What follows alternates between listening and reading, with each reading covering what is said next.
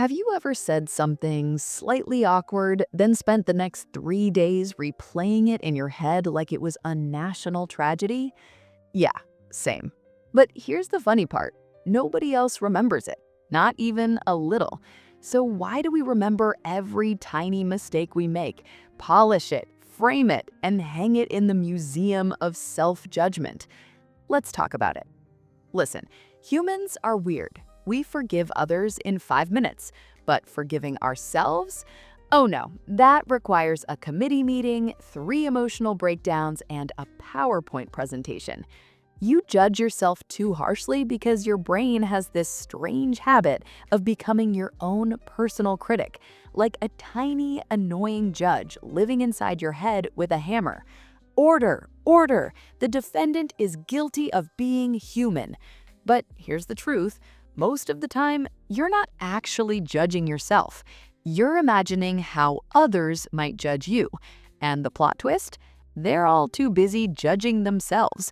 We're trapped in a cycle where everyone thinks everyone else is thinking about them, when actually everyone is thinking about themselves. It's a global misunderstanding. Another reason you're so hard on yourself is something I call the expectation trap. You know how we set extremely high standards for ourselves? Like, I should always be confident. I should always know the right thing to say. I should wake up at 5 a.m., drink green juice, meditate, run a marathon, and read 3 books before breakfast. But reality is like, you woke up at 9:47, scrolled Instagram for 20 minutes, and had tea with 2 biscuits. And the brain goes, unacceptable. Try again tomorrow, but worse. The problem isn't you.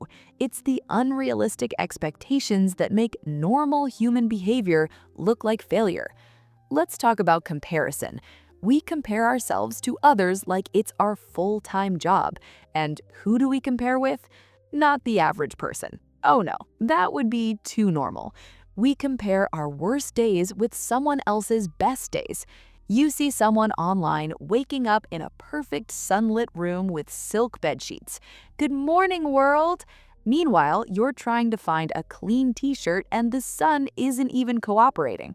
But here's the secret nobody tells you. Comparison exaggerates someone else's strengths and your weaknesses. You're seeing a highlight reel while judging your behind the scenes. That's like comparing your bloopers to someone else's movie trailer. Another big reason we judge ourselves harshly, we actually care. We care about doing well, being good, improving, growing. And sometimes caring turns into pressure. Pressure turns into fear. Fear turns into self-criticism. It's not that you hate yourself, it's that you want to be better so badly that you forget you're already doing your best. Think about how you treat your friends. If a friend makes a mistake, do you yell at them? Wow, you idiot, how could you mess that up? Of course not. You say something like, it's okay, it happens, don't worry, we'll fix it. But when you make a mistake, oh my God, how dare you breathe and exist and make errors like a human being? You deserve the same kindness you give others, but you rarely offer it to yourself. And here's something you probably never realized. Your brain pays more attention to negativity because it's trying to protect you. It thinks that by remembering your mistakes, you'll avoid danger next time. But life isn't a jungle. Forgetting to reply to a message is not a tiger waiting to eat you. Your brain just hasn't updated its software. But the biggest reason of all, you judge yourself harshly because nobody ever taught you how to treat yourself gently. We grow up learning how to be polite to others, how to respect others, how to support others.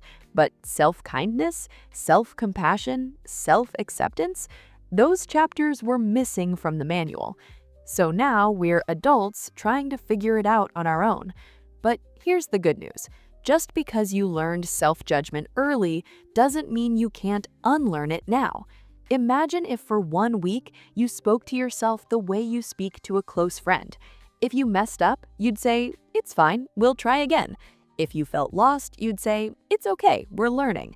If you felt insecure, you'd say, you're doing better than you think. And you'd start to notice something powerful. You weren't the problem. The way you spoke to yourself was. Here's the final twist. You're not judging yourself because you're weak. You're judging yourself because you're growing. Self-criticism is a sign that you have goals, dreams, standards, and awareness. But growth is not supposed to hurt this much.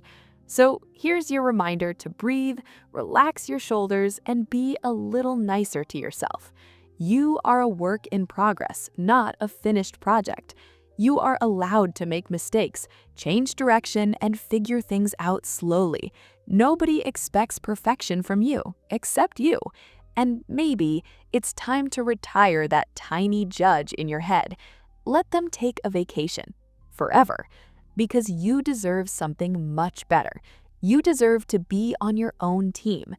If this helped you smile, think, or feel understood, then remember this.